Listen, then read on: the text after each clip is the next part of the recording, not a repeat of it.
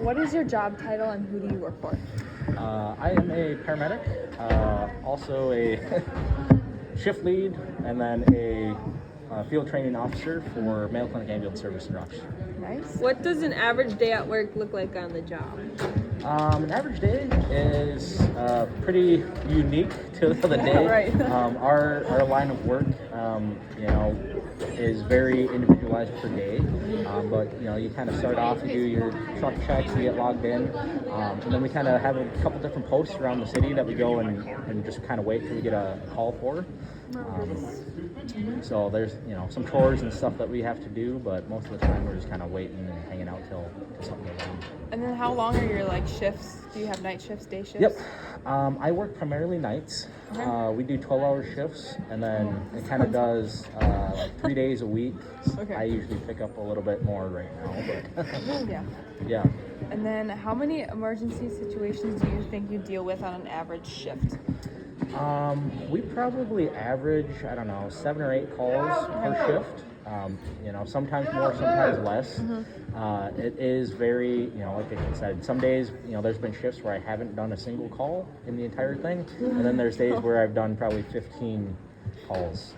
It's just nonstop. Be a long movement. 12 hours. Yeah. Jeez. What is your favorite part of the job?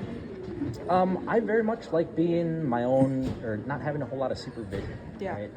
On the ambulance, you kind of are trusted to do the right thing and know what to do and how to do it. So you don't really have like a supervisor or a doctor or anybody looking over your shoulder, making sure that you're doing everything correctly.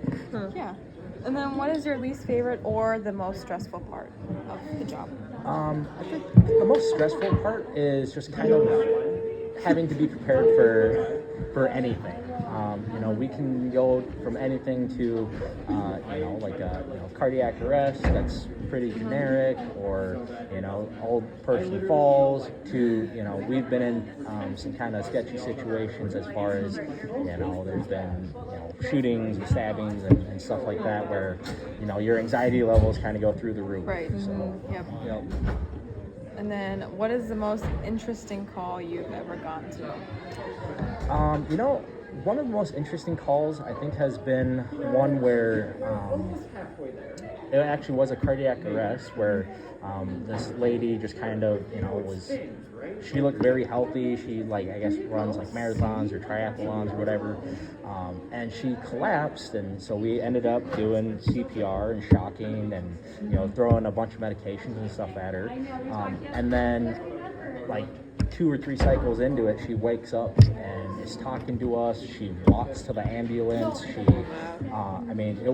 was clinically dead to, answering questions and making jokes and stuff while we're on the way to the hospital. So that was very, very unique and a pretty rare thing for that stuff to work. And what made you want to be a paramedic?